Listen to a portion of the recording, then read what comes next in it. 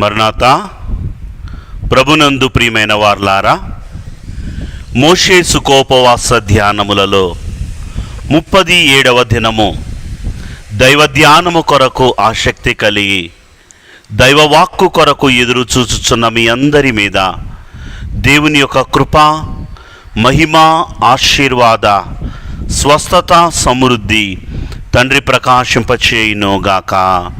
Amen. అంతా బాగున్నారు కదా? మరి నిన్నటి దినము 36వ అధ్యాయములో ప్రత్యక్షపు గుడారము యొక్క నిర్మాణమును గురించి అనేకమైన విషయములు తల్లిగారు మనకు వివరించిన వారై ఉన్నారు. ఈ దినము 37వ అధ్యాయములో మనము గమనించినట్లయితే ఈ ప్రత్యక్షపు గుడారములోని ఉపకరణములైనటువంటి 5 ఉపకరణాలు ఈ దిన అధ్యాయములో మనకు కనబడుతున్నాయి. మొట్టమొదటిగా మందసము కనబడుతూ ఉంది, తరువాత కరుణాపీఠము కనబడుతూ ఉంది, తరువాత మనము గమనించినట్లయితే సముఖపు రొట్టెల బల్ల కనబడుచు ఉన్నది, దీపవృక్షము కనబడుచు ఉన్నది. అంత మాత్రమే కాక ధూపవేదిక. 5 అంశములు ఈ 37వ అధ్యాయములో నిర్మాణ రూపములో మనకు కనబడుతున్నాయి. వాక్యంలోనికి వెళదామా? పరిశుద్ధ గ్రంథము నుండి ధర్మశాస్త్ర గ్రంథము నిర్గమాకాండము 37వ అధ్యాయము ప్రారంభ వచనములు. మరియు బెసలేలు తుమ్మకర్రతో ఆ మందసమును చేసెను. దాని పొడుగు 2 మూరలున్నర, దాని వెడల్పు 3.5, దాని ఎత్తు 3.5. చిన్న ప్రార్థన చేసుకుందాం. మహాపరిశుద్ధుడా, మహాగణుడా, కృపాసత్య స్వరూపి, నీకు వందనములు. నీ వాక్కును వినుటకు, నీ యొక్క పరిశుద్ధ మహిమ కొరకు ఆ ప్రత్యక్షపు గుడారములో ఉన్న పరిశుద్ధమైన ఉపకరణముల యొక్క విధానము, దాని యొక్క ఆశీర్వాద స్థితిని చూచుటకు, అనుభవించుటకు మేమందరము నీ సముఖములో కూడి ఉండగా, మోషేతో మాటలాడిన దేవా, మాతో మాటలాడండి. నీ యాజకుడునైన నన్ను మరుగుపరచి ఆయన మీతో మాటలాడిన మేలు అని రాయించిన నీవు నాయన, మా జీవితమునకు మేలుకరమగునట్లు నీ వాక్కులను అందించమని అభిషిక్తుడైన యేసు నామములో బ్రతిమాలు వేడుకొనుచున్నాము తండ్రి. ఆమేన్. ప్రభునందు ప్రియమైన వారులారా,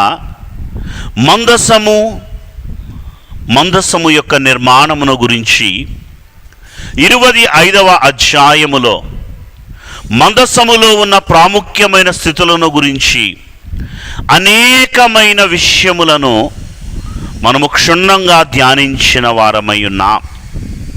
మనము చూచినట్లయితే బెసలేలు తుమ్మకర్రతో బంగారముతో అతి పరిశుద్ధ స్థలములోని ప్రాముఖ్యమైన మందస నిర్మాణమును గావించిన వాడుగా కనబడుతున్నాడు. దాని యొక్క పొడవు, వెడల్పు, ఎత్తు 25వ అధ్యాయములో ఆ స్థితులను బట్టి దైవవాక్య సంబంధమైన స్థితులను మనం చూచాం. మనం చూచినట్లయితే తుమ్మకర్ర అనున్నది మానవ నైజమును చూపించే స్థితిగా మనం చూచాం. బంగారము అనున్నది దైవత్వమునకు పోలికగా చూచాం. దానికి 4 బంగారపు ఉంగరములు మనకు కనబడుతున్నాయి. ఈ బంగారపు 4 ఉంగరములే 4 సువార్తలు లేదా నలుదిక్కులుగా చూచాం. అంత మాత్రమే కాదు, ఈ 2 మోతకర్రలు 2 నిబంధనలుగా, పాతన క్రొత్తన నిబంధనగా మనము గమనించిన వారమై ఉన్నాం.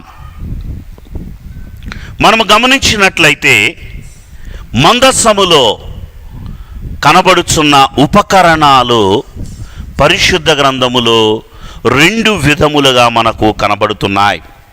మొట్టమొదటిగా మనము చూసినట్లయితే అపోస్తలుడైనటువంటి పౌలు హెబ్రీలకు రాసిన పత్రికలో ఆయన మాట్లాడుతూ తెలియచేసిన మాట, ఈ యొక్క మందసములో ఏమి ఉన్నాయి అంటే, ఈ మందసములో నిబంధన పలకలను, బంగారముతో చేయబడినటువంటి మన్నా పాత్రయు, చిగురించిన అహరోను కర్రయు ఉన్నాయి అని హెబ్రీలకు రాసిన పత్రిక 9వ అధ్యాయము 4వ వచనములో మనకు కనబడుతుంది.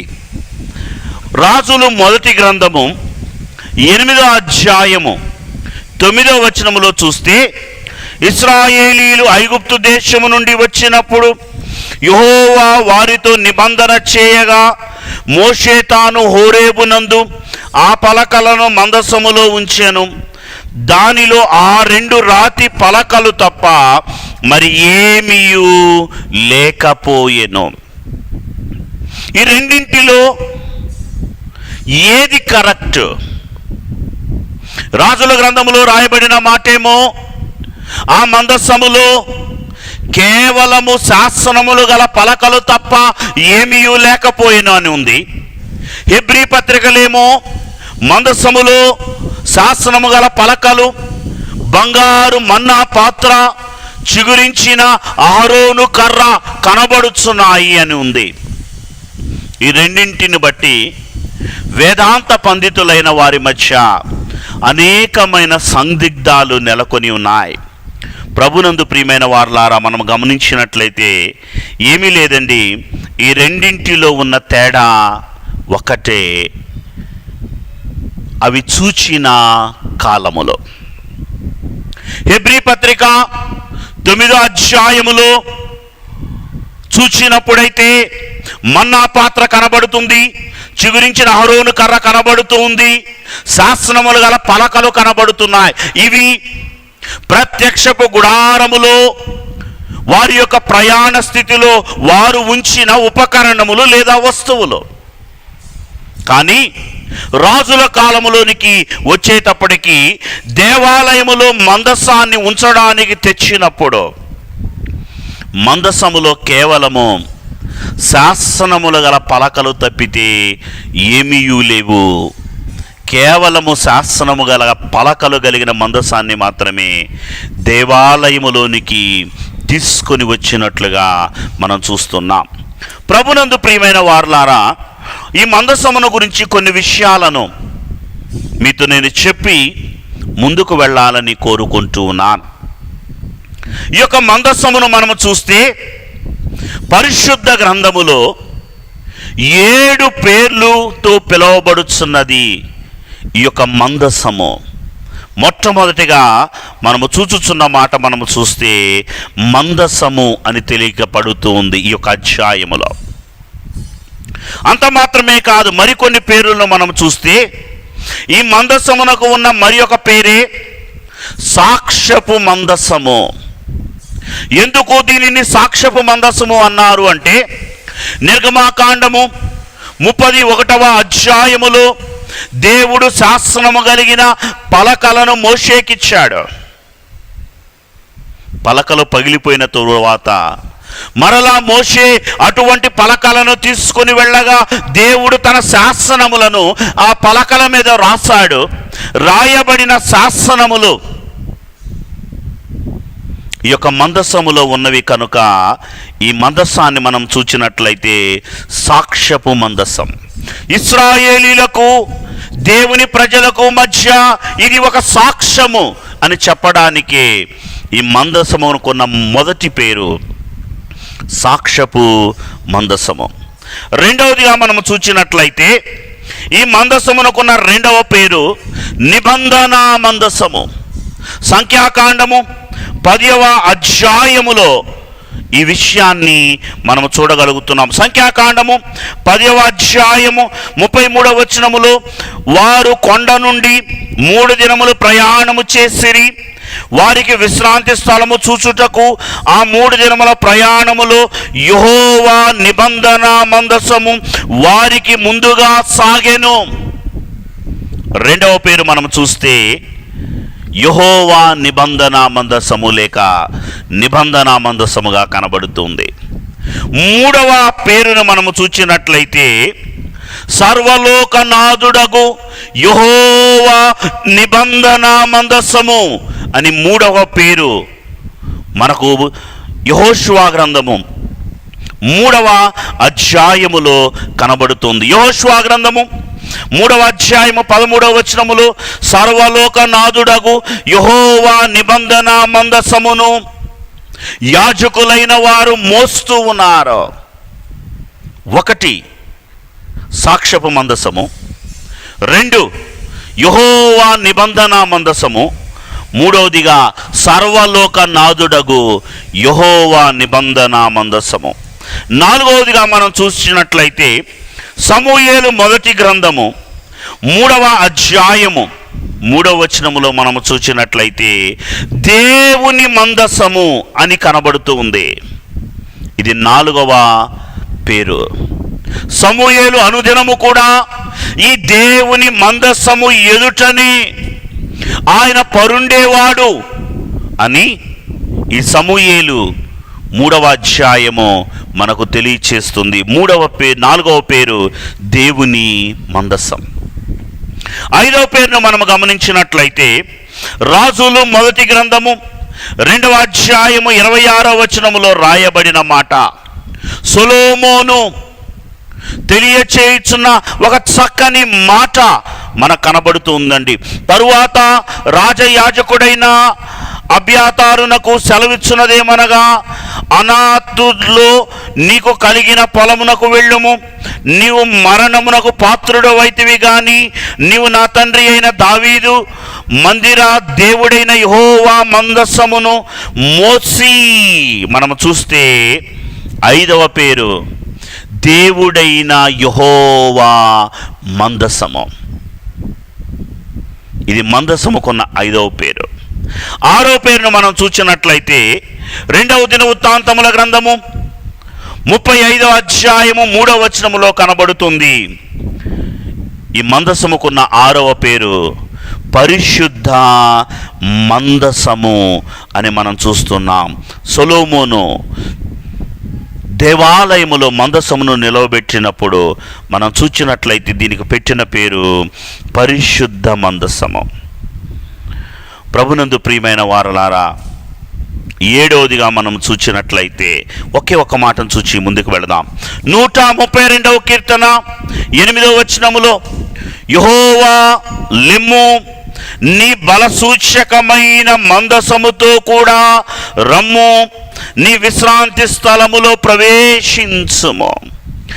7వ పేరు మనము చూచినట్లయితే యెహోవా బలసూచకమైన మందసం. 7 పేర్లు చూచామండి. 1 సాక్ష్యపు మందసము అని, 2వది నిబంధన మందసము అని, 3వది సర్వలోకనాథుడగు యెహోవా నిబంధన మందసము అని, 4వది దేవుని మందసము అని, 5వది దేవుడైన యెహోవా మందసము అని, 6వది పరిశుద్ధ మందసము అని, 7వది యెహోవా బలసూచకమైన మందసము అని. 7 పేర్లు మందసానికి పరిశుద్ధ గ్రంథములో కనబడుతున్నాయి. ప్రభునందు ప్రియమైన వారులారా, అసలు మందసము ఎందుకు దేవుడు ఈ ప్రత్యక్షపు గుడారములో అతి పరిశుద్ధమైన స్థలములో ప్రాముఖ్యమైన దైవోపకరణముగా ఈ మందసమును నిలువబెట్టాడు? గత పాఠములో అనేకమైన విషయాలు చెప్పాను. ఇంచుమించు 9 అంశాలు చెప్పాను మందసము ఎందుకు అంటే. మరి ఈ దినము 3 విషయాలు చెప్పి నేను ముందుకు వెళ్తాను. మందసము ఎందుకు అంటే, మందసము దేవుడు తన ప్రజల క్షేమమును, తన యొక్క సాక్ష్యమును ఏర్పరచడానికి దేవుని యొక్క నిబంధనే ఈ మందసము. 2వదిగా మనం చూసినట్లయితే మందసము దేవుని మందిరములో అతి పరిశుద్ధ స్థలములో కనబడుతుంది. ఇది అతి పరిశుద్ధ స్థలము. ఇటు నుండి చూచినట్లయితే ప్రప్రథమమైనదిగా కనబడుతున్నది. ఇది ప్రత్యక్షపు గుడారము మొత్తానికి కూడా ప్రాముఖ్యమైన ఉపకరణము. ఇది ఒక ప్రత్యక్షపు గుడారమునకు గుండె వంటిది ఈ మందసం. మూడవదిగా మనం చూస్తే మందసము కరుణాపీఠాన్ని మోస్తూ ఉన్నట్లుగా మనకు కనబడుతుంది. అనగా దేవుని యొక్క పరిశుద్ధతను, దేవుని యొక్క సన్నిధిని, దైవ మహిమను భరిస్తున్నదిగా ఈ మందసము కనబడుతుంది. ఈ దినము ఈ మందసమును గురించి మాట్లాడుతూ ప్రాముఖ్యముగా మందసము యొక్క ప్రయాణమును గురించి సవివరమైనటువంటి స్థితిని మీ ముందు ఉంచాలని కోరుకుంటూ ఉన్నాను. మందసము యొక్క ప్రయాణము. నిర్గమాకాండము 25వ అధ్యాయములో దేవుడు నేను మీ మధ్య నివసించున్నట్లు మీరు ప్రత్యక్ష గుడారాన్ని నిర్మించాలి అని చెప్పాడు. దానిలో ప్రాముఖ్యమైన మొట్టమొదటి ఆశీర్వాద స్థితిగా మందసము యొక్క స్థితిని గురించి తెలియచేశాడు. ఈ 37వ అధ్యాయములో మందసము యొక్క నిర్మాణము మనకు కనబడుతూ ఉంది. 40వ అధ్యాయములో మందసము యొక్క ప్రతిష్ఠిత మనకు కనబడుతూ ఉంది.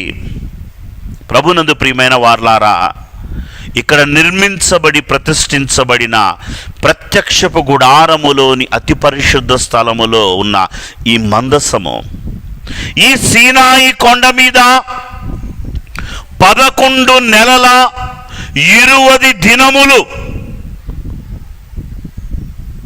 ఆ ప్రాంతములో ఉన్నట్లుగా మనము చూడగలుగుతున్నాం. సంఖ్యాకాండము 10వ అధ్యాయము 11వ వచనములో మనము చూచినట్లయితే ఈ స్థితి ఇశ్రాయేలీలో సీనాయికి వచ్చిన తరువాత వారు నిలిచి ఉన్న కాలాన్ని మనం చూస్తూ ఉన్నాం. మనము గమనించినట్లయితే 33వ వచనము మందసము యొక్క మొదటి ప్రయాణము ఇక్కడ మనకు కనబడుతూ ఉంది. ప్రభునందు ప్రియమైన వార్లారా, మనము గమనించినట్లయితే సంఖ్యాకాండము 33వ అధ్యాయములో ఇశ్రాయేలీలైన వారు ఆ యొక్క సీనాయి పర్వతమును దాటి బయలుదేరి వచ్చారు. బయలుదేరి వచ్చిన వారు మనము చూసినట్లయితే మోషే బావమరిది మిద్యాను యాజకుడైన యిత్రో కుమారుని యొక్క సహాయమును కోరినట్లుగా పరిశుద్ధ గ్రంథములో మనకు కనబడుతూ ఉంది. ఒక్కసారి ఈ విషయాలను మనం చూద్దామండి. సంఖ్యాకాండము 10వ అధ్యాయం 29వ వచనములో మోషే మామయ్యగు మిద్యానీయుడైన రెవూయేలు కుమారుడునగు హోబాబుతో మోషే యెహోవా సెలవిచ్చునని చెప్పిన స్థలమునకు మేము ప్రయాణమైపోవచ్చున్నాము, మాతో కూడా రమ్ము, మేము మీకు మేలు చేసేదము. యెహోవా ఇశ్రాయేలీలకు తాను చేయబోవు మేలును గురించి వాగ్దానము చేసెననగా మోషే కేవలము అతనికి సీనాయి ప్రాంతము వరకు మాత్రమే తెలుసు. సీనాయి నుండి వారు ఇప్పుడు పాలు తేనెలు ప్రవహించు కానానులోనికి వెళ్ళాలి. అరణ్య మార్గములో ప్రయాణము చేస్తూ ఉన్నారు. మార్గము తెలియని గమ్యము, కేవలము దైవ సహవాసము, మేఘస్తంభము, అగ్నిస్తంభము ఈ యొక్క మందసము భుజముల మీద ఉంది. అప్పుడు హోబాబును మోషే అడుగుతూ ఉన్నాడు, నువ్వు మాతో కూడా రా, దేవుడు మమ్మలను కానానులో ప్రవేశింపచేస్తాను అని, ప్రపంచములో ఎవరు పొందని మేలులతో మమ్మలను నింపుతాను అని తెలియచేశాడు కదా. దానిలో నీవు కూడా పాలిభాగస్థుడిగా మాతో రా అన్నప్పుడు ఈ హోబాబు చెప్పిన మాట ఇది నా స్వస్థలము. మనం చూస్తే 30వ వచనములో, అందుకు అతడు, నేను రాను, నా దేశమునకును నా వంశస్థుల యొద్దకును వెళ్ళేదనెను. ఇతడు అంటున్నాడు, నేను రాను, నేను రాలేను. మోషేలో ఉన్న సాత్వికమైన స్థితి ఇక్కడ మనకు కనబడుతుంది. వారు ప్రయాణమయ్యారు. పారాను అరణ్యము, కాదేషు బర్నియా అనే ప్రాంతంలోనికి వచ్చారు. కానాను చాలా దగ్గరగా కనబడుతూ ఉన్నది. మన భాషలో చెప్పుకోవాలి అంటే ఈ ప్రాంతమే యోర్దాను సమీప ప్రాంతము. ఇక్కడికి వచ్చి ఈ యొక్క కానాను దేశము యొక్క స్థితిని చూడడానికి ప్రతి వంశములో నుండి ప్రత్యేకింపబడిన వారిని దేవుడు ఎన్నుకొని వారిని వేగు చూడడానికి పంపించమన్నాడు. సంఖ్యాకాండము 13వ అధ్యాయము 2వ వచనములో మనం చూస్తే ప్రభు తెలియచేయుచున్న మాట, నేను ఇశ్రాయేలీలకు ఇచ్చుచున్న కానాను దేశమును సంచరించి చూచుటకు నీవు మనుష్యులను పంపుము, నీవు మనుష్యులను పంపుము అని తెలియచేసినట్లుగా మనం చూస్తున్నాం. మోషే ప్రతి గోత్రములో నుండి, మరి ఆ అధ్యాయంలో మనం చూస్తే ఎవరెవరు వెళ్ళారు అనేది వారందరి పేర్లు కూడా ఇవ్వబడ్డాయి. వీరందరూ వెళ్ళారు, 40 దినాలు కానానులో సంచరించారు. చక్కని ఫలములు తీసుకొని వచ్చారు. వచ్చిన వారందరూ చెప్పిన మాట, ఆ దేశము మిక్కిలి రమ్యమైన దేశమే, కానీ ఆ దేశమును మనము స్వతంత్రించుకొనలేము. ఎందుకంటే అక్కడ ఒక జనాంగం ఉంది. వారి దృష్టికి మేము మిడతల వలె ఉన్నాము. వారి ఎదుట మమ్ములను మేము పోల్చుకున్నప్పుడు మా దృష్టికి కూడా మేము మిడతల వలె ఉన్నాం. వెంటనే ఇశ్రాయేలీలైన వారు అన్నమాట, ఐగుప్తులోనే ఉన్నప్పుడు మేమెందుకు చనిపోలేదు? ఇశ్రాయేలీలైన వారు ఈ యొక్క కాదేషు బర్నియాలో వారి మరణాన్ని కోరుకున్నారు. మనం చూస్తే దేవుడైన యెహోవా దిగొచ్చాడు. ఎంతవరకు వారు నన్ను శోధిస్తారని మాట్లాడుతున్నాడు.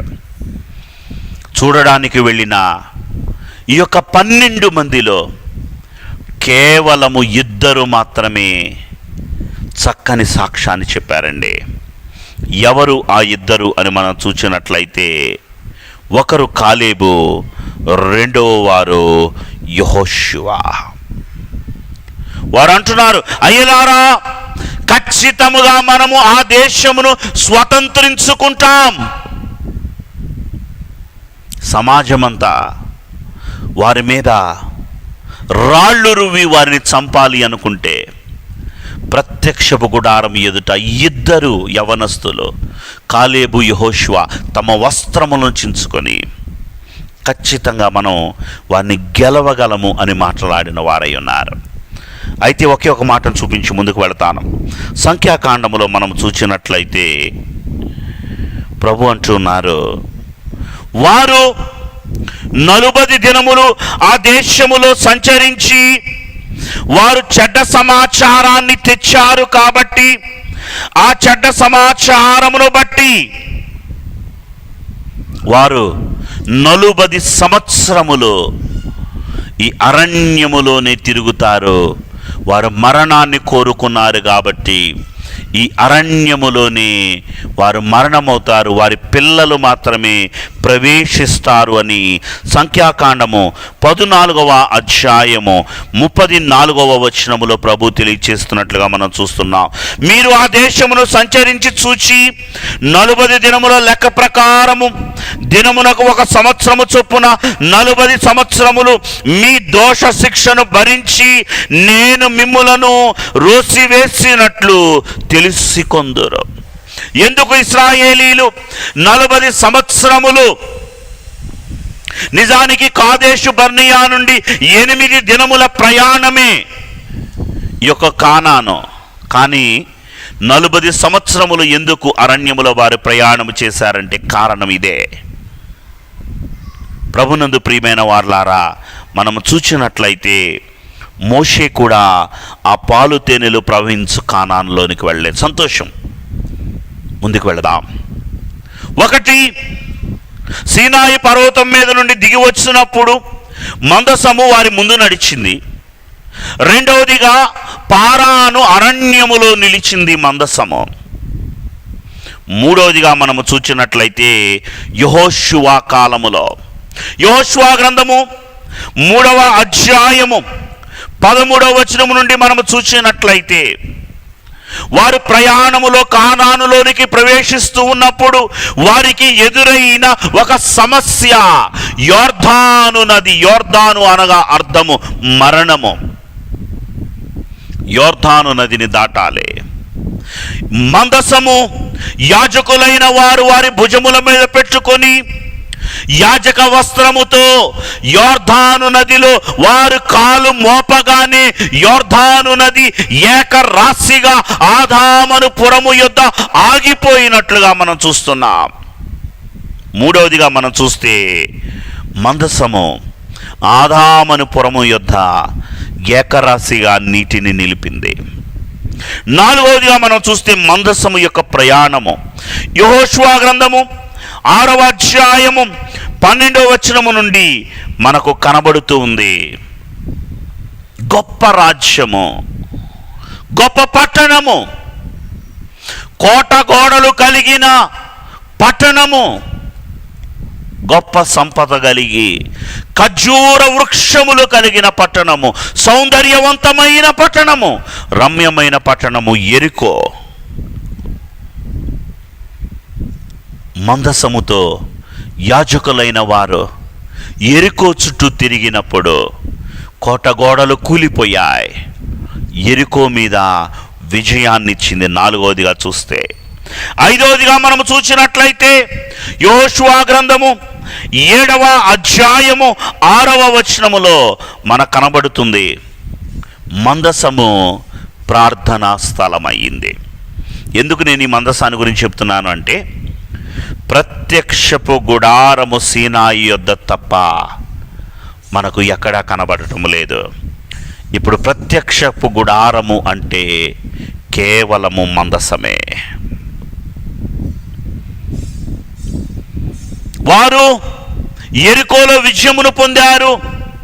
విజయమును పొంది వారు వెళుతూ ఉన్నప్పుడు హాయి పట్టణము వారికి ఎదురయ్యింది.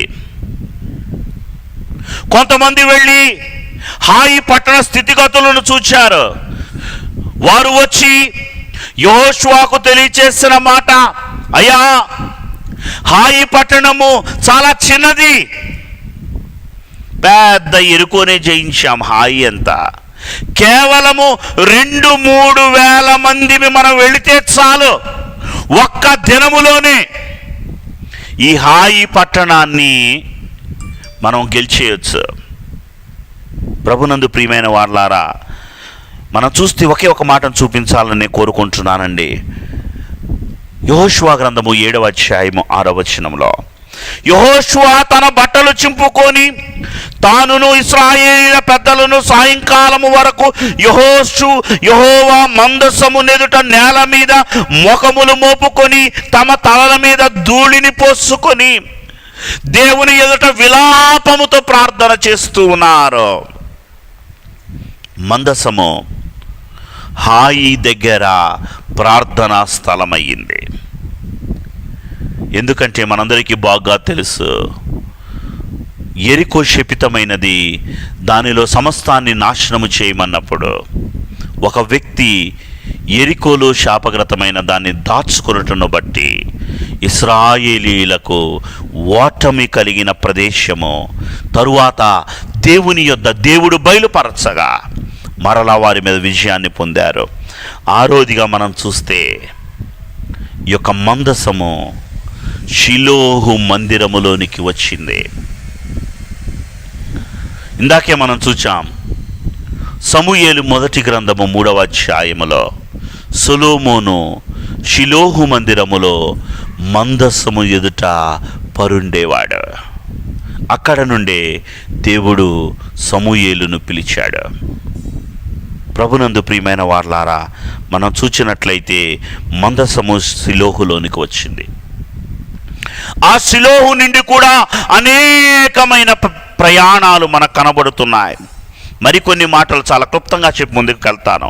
మనము చూచినట్లయితే 4వ అధ్యాయములో ఫిలిస్తీయులతో యుద్ధములో వీరికి అపజయం వస్తూ ఉన్నప్పుడు ఏలీ కుమారులు, న్యాయాధిపతి ఏలీ, యాజకుడు ఏలీ యొక్క కుమారులు ఈ మందసమును యుద్ధములోనికి తీసుకొని వెళ్ళారు. వీరిలో పరిశుద్ధత లేకపోవటను బట్టి ఫిలిస్తీయులతో యుద్ధములో ఓడిపోయారు. 5వ అధ్యాయంలో మనం చూచినట్లయితే మొదటి సమూయేలు గ్రంథము 5వ అధ్యాయము ఈ యొక్క మందసము దాగోను దేవత గుడిలోనికి వెళ్ళింది. ఆ దేవతలన్నీ మందసము ఎదుట బోర్ల పడినట్లుగా మనం చూస్తున్నాం. 6వ అధ్యాయములో మనము చూచినట్లయితే ఈ యొక్క మందసం అంట ఫిలిస్తీయుల మధ్య 7 నెలలు ఉంది. తరువాత మనం గమనించినట్లయితే 6వ అధ్యాయము 10వ వచనములో ఈ యొక్క మందసాన్ని బెత్షెమెషు పొలములోనికి తీసుకొని వెళ్ళారు. మందసం రాగానే కొత్త ఎడ్లతో కొత్త బండి మీద మందసాన్ని ఈ బెత్షెమెషు అనే ప్రాంతంలో పొలములో విడిచిపెట్టి వెళ్ళిపోయారు ఫిలిస్తీయులు.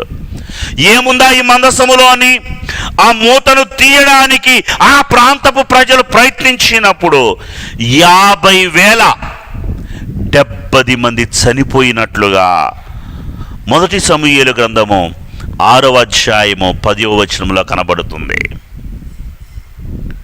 చూసారా మందసముకున్న ప్రాముఖ్యత? అంత మాత్రమే కాదండి, మనము చూచినట్లయితే ఈ మందసము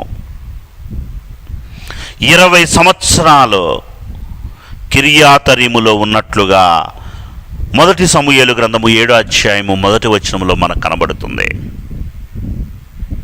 20 సంవత్సరాలు కిర్యాతరీము అనే ప్రాంతములో కనబడుతుంది. తరువాత మనము చూచినట్లయితే ఈ కిర్యాతరీములో అబీనాదాబు ఇంటిలో ఈ మందసం ఉంది. అబీనాదాబు ఇంటిలో నుండి 2వ సమూయేలు గ్రంథము 6వ అధ్యాయము 10వ వచనంలో చూస్తున్నాం, ఓబేదెదోము ఇంటిలోనికి వచ్చింది. ఈ మందసాన్ని బట్టి ఓబేదెదోము ఇంటి వారందరూ ఆశీర్వదింపబడినట్లుగా మనం చూస్తున్నాం. అంత మాత్రమే కాదు, ఈ ఓబేదెదోము ఇంటిలో నుండి మందసము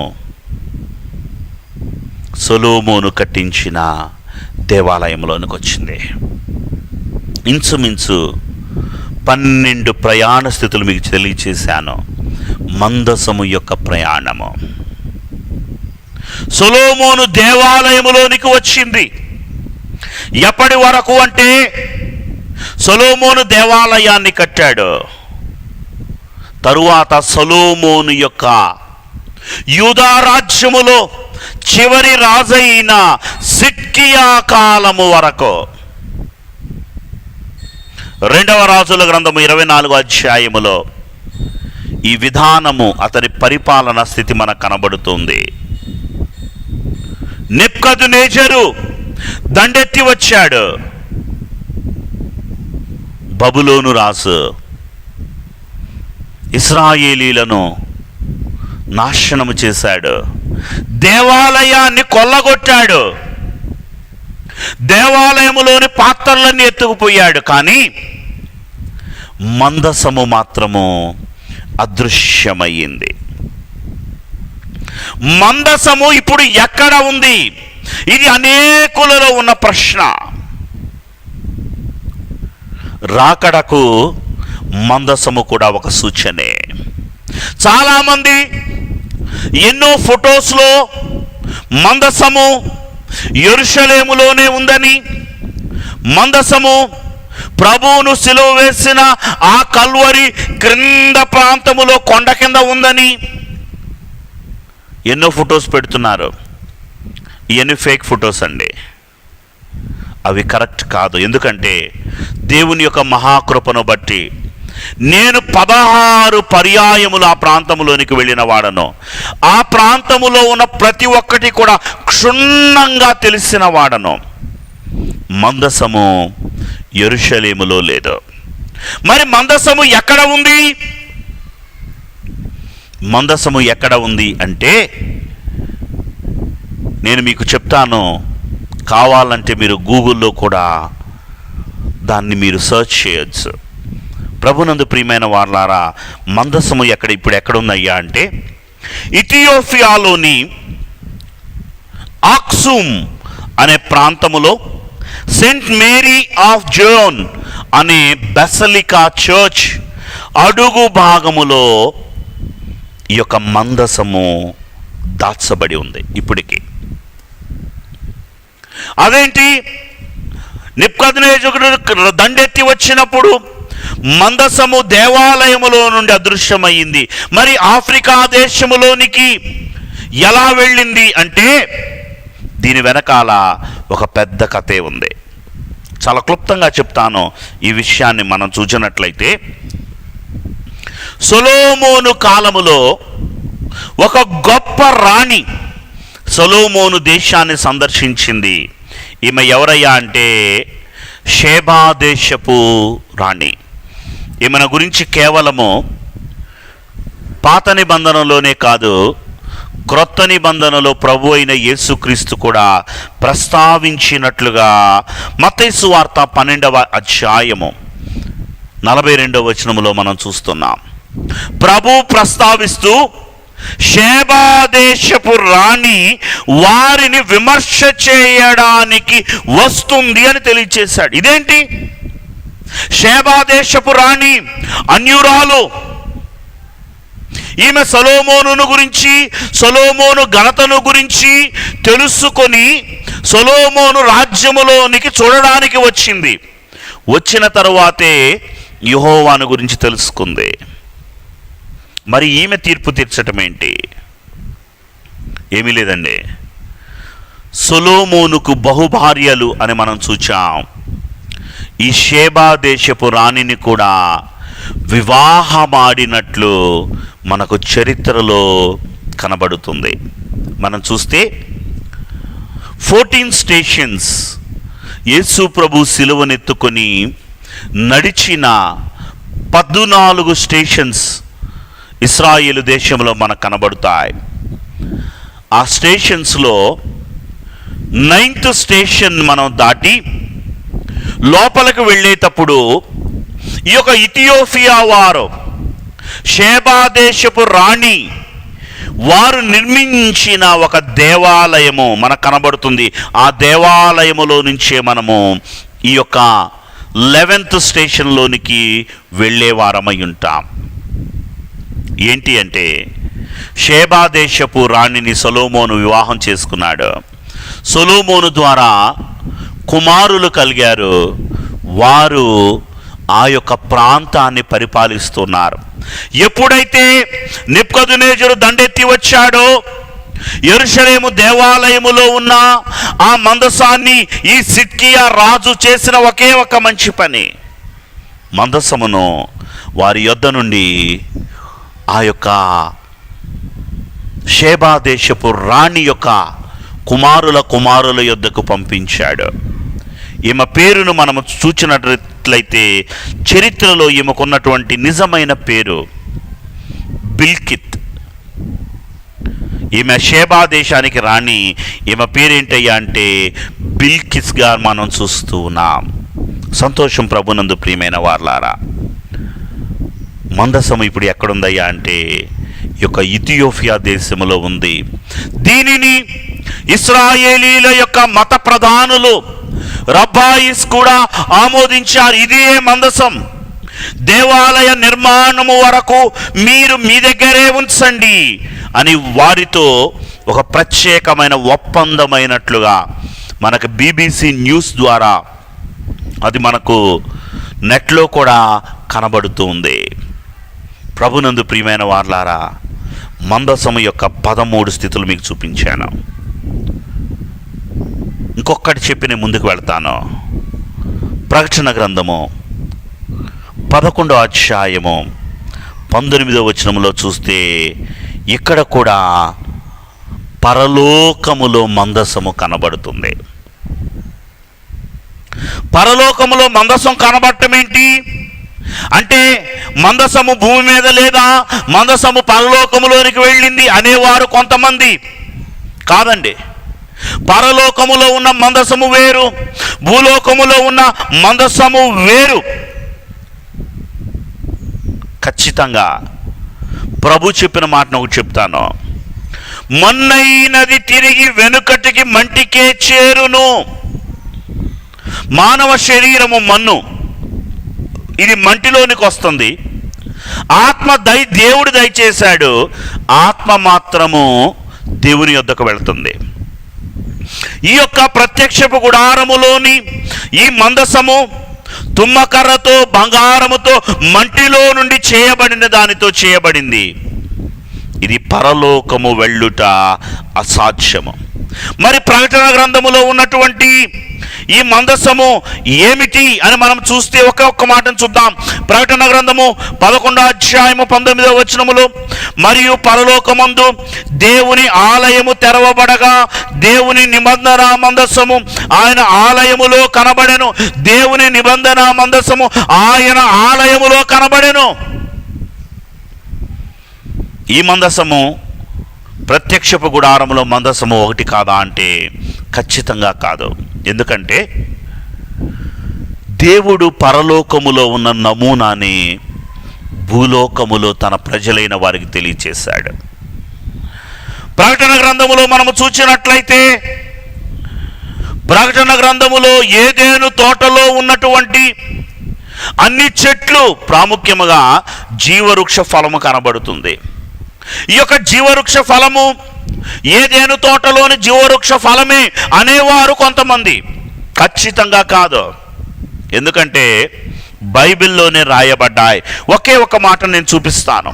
యెహెజ్కేలు గ్రంథము 31వ అధ్యాయము 16వ వచనములో చూస్తే, అతని పాటు ధ్వని చేత జనులు వణకజేసితిని, నీరు పీల్చు లెబనోను శ్రేష్టమైన వృక్షములన్నీయు, ఏదెను వృక్షములన్నీయు పాతాళములో తమ్మును తాము ఓదార్చుకొనిరి.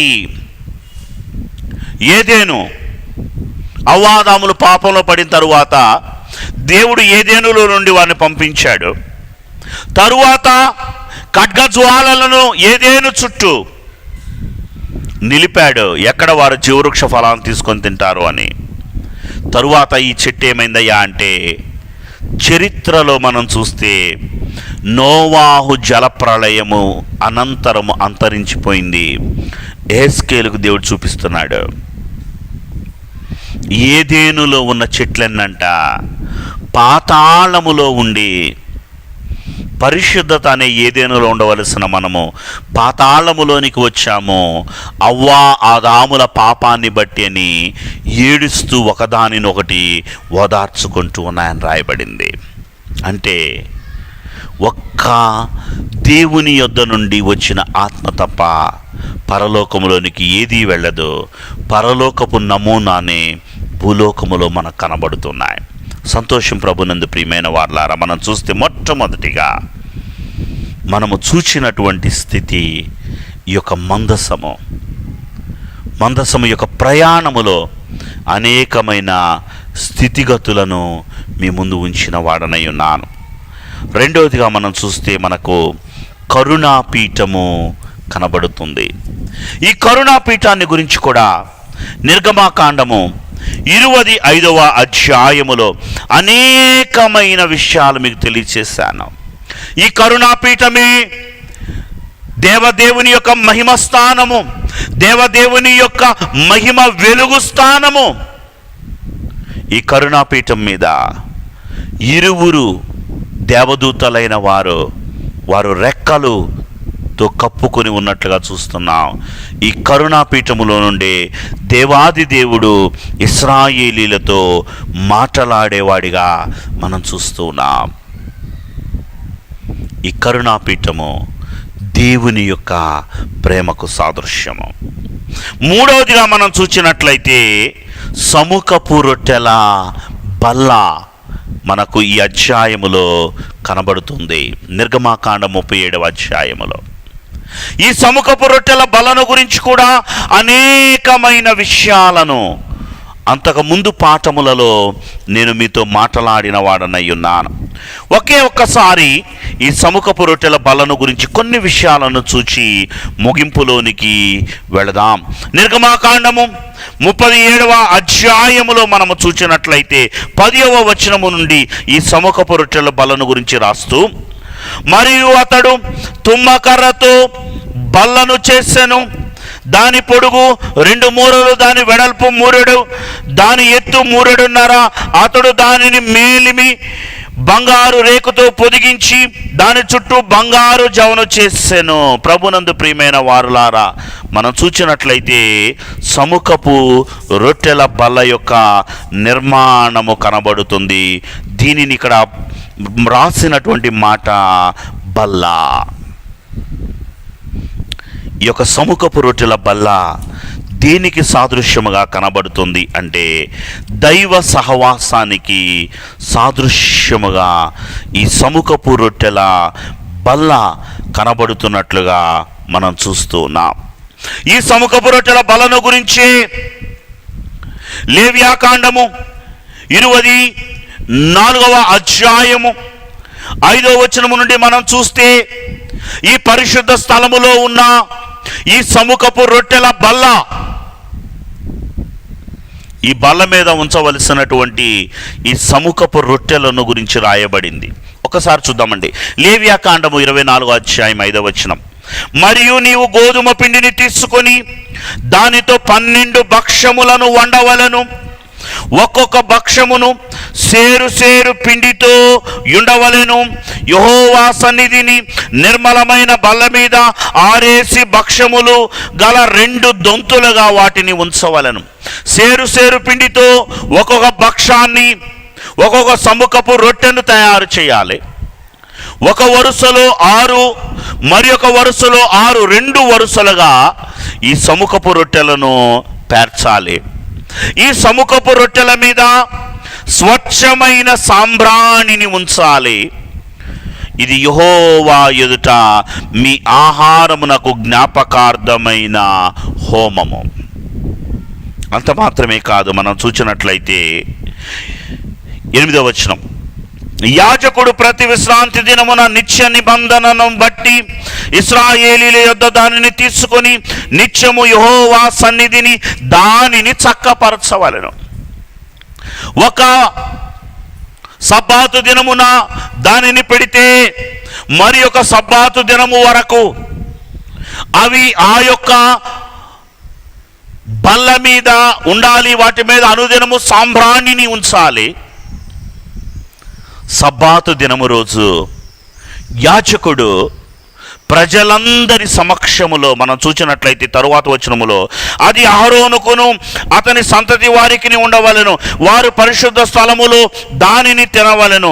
నిత్యమైన కట్టడ చొప్పున యెహోవాకు చేయు హోమములలో అది అతి పరిశుద్ధము. అహరోను అతని కుమారులు ప్రజల పక్షముగా దానిని భుజించాలి. మరలా క్రొత్త భక్ష్యములను ఆ యొక్క సముఖపు రొట్టెల బల మీద పెట్టాలి. ఇది సహవాసమునకు సూచన. ప్రభునందు ప్రియమైన వారలారా, ఈ సహవాసమే మనకు నూతన నిబంధనలో సూచనగా ప్రభు తెలియచేస్తున్నాడు. ఒకే ఒక మాటను చూపిస్తాను. మనము గమనించినట్లయితే యోహాను సువార్త 6వ అధ్యాయములో దేవుడు తన సహవాసపు విందును గురించి మాట్లాడిన విధి విధానము మనకు కనబడుతుంది. యోహాను సువార్త 6వ అధ్యాయము 52వ వచనములో, యూదులు ఈయన తన శరీరమును ఎలాగు తిననీయగలడు, ఒకరితో ఒకడు వాదించిరి. కావున యేసు ఇట్లనెను, మీరు మనుష్య కుమారుని శరీరమును తిని ఆయన రక్తమును తాగితేనే కాని మీలో మీరు జీవము కలవారు కారు. మీరు నిత్య జీవమును పొందాలి అంటే మనుష్య కుమారుని శరీరమును తినాలి, ఆయన రక్తమును తాగాలి. ఇది సహవాసపు, సంస్కారపు విందుకున్న మరి ఒక పేరు. ఇది ప్రభువుతో సహవాసపు విందు, ప్రభువును మనము ముట్టుకునే విందు, ప్రభువు మనలను ముట్టుకునే విందు. అంత మాత్రమే కాదండి, ప్రభు అంటాడు, ఎవరైతే ఈ సహవాసపు విందులో పాల్గొంటారో వారు నిత్య జీవం గలవారు అవుతారు. రెండవదిగా, అంత్య దినమున దేవుడు వారిని లేపుతాడు. మూడవదిగా, వాడు దేవుని యందును దేవుడు వాని యందును నివసిస్తారు. నాలుగవదిగా మనం చూచినట్లయితే దైవుని మూలముగా వారు ఈ లోకములో జీవిస్తారు. ఐదవదిగా, ఈ ఆహారము తినువాడు ఎల్లప్పుడూ జీవించును, దేవునితో యుగ యుగములు జీవించే స్థితిని వారు సంపాదించుకుంటారు.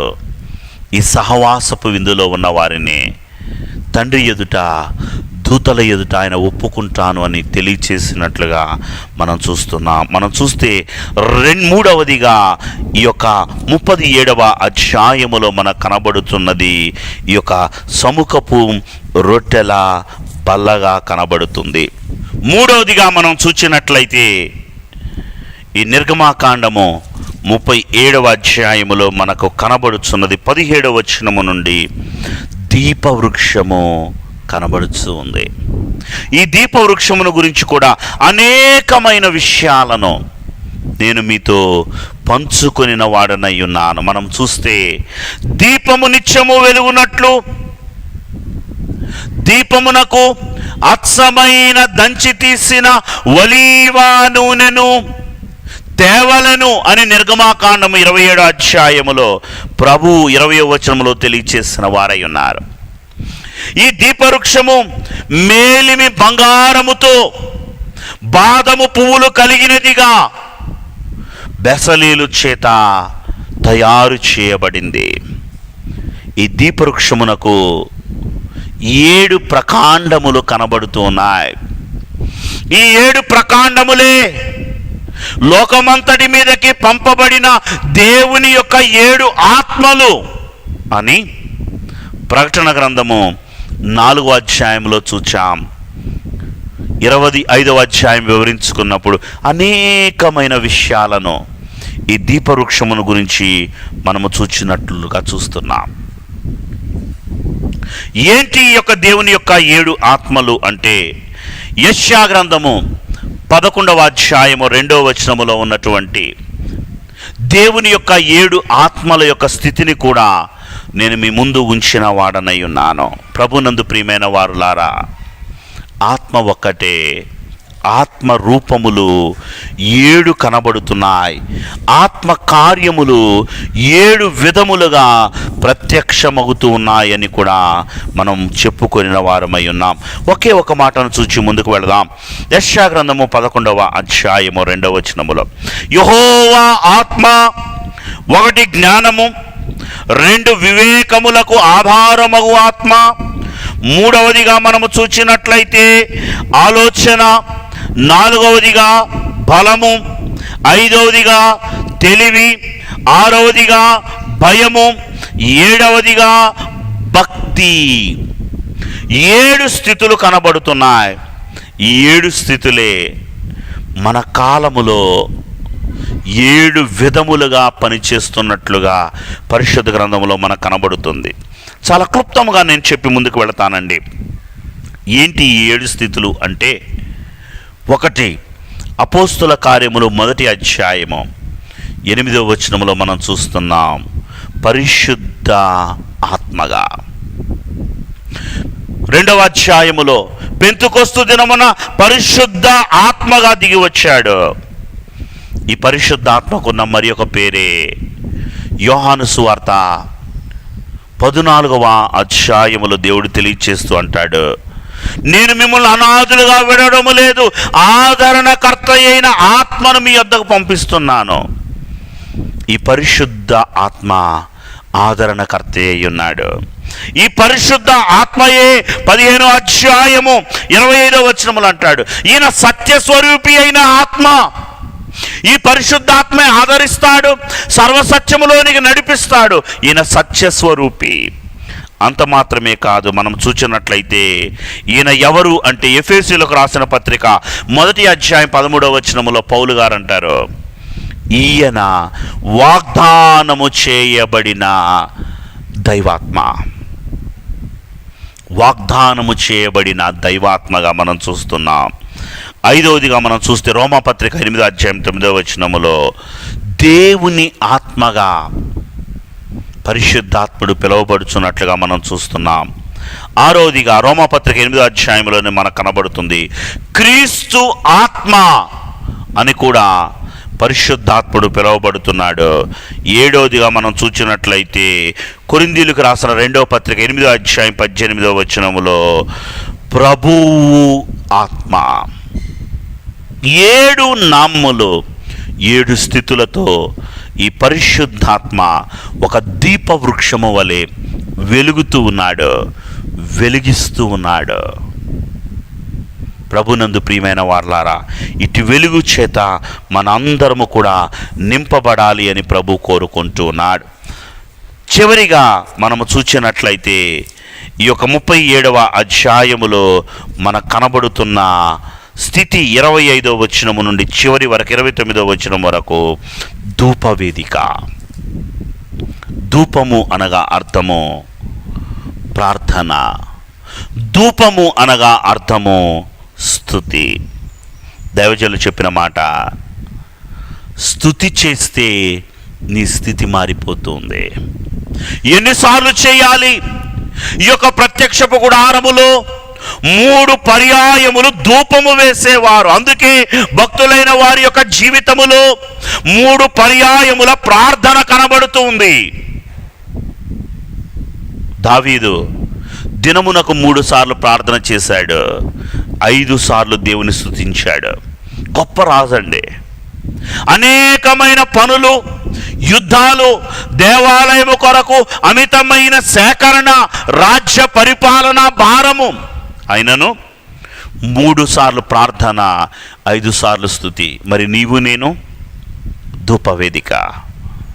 దేవునికి నీ ప్రార్థన, నీ విన్నపము ఒక ధూపము వలె దేవుని సన్నిధానములో చేరాలి అని ప్రభు కోరుకుంటూ ఉన్నాడు. ఈ 37వ అధ్యాయములో మనం చూస్తే 5 స్థితులను మనం చూచాం. మొట్టమొదటిగా మనం చూచినట్లయితే మనకు నిబంధన మందసము లేదా మందసము, దేవుని యొక్క మహిమ కనబడుతుంది. 2వది కరుణాపీఠము, దైవ స్వరమును వినిపిస్తుంది. 3వదిగా బల్ల, దేవుని సహవాసాన్ని చూపిస్తుంది. 4వదిగా దీపవృక్షము, దైవాత్మ వెలిగింపును చూపిస్తుంది. 5వదిగా ధూపవేదిక, దేవుని ఎదుట మనము నిలవబడవలసిన స్థుతిని, ప్రార్థనా స్థితిని తెలియచేస్తుంది. ఇట్టి స్థితులతో ప్రత్యక్షపు గుడారమైన దేవుని యొక్క అంతరంగమును మన యొక్క అంతరంగములోనికి చేర్చుకొని హృదయ దేవుళమందు ముదమున నిలిపి భక్తి పుష్పములతో భజించి పూజించే మహిమను తండ్రి ఈ 37వ దినము వాక్యమును ఆలకించుచున్న మీ అందరకును దయచేయును గాక. ఆమేన్. త్రిత్వదేవుని మహిమాశీర్వాదము, వాక్య ధ్యానమందు ఆసక్తి కలిగి కుదురుబాటుతో ఆలకించి ఉన్న ప్రతి ఒక్కరికి తోడయుండును గాక. ఆమేన్. మరణాత.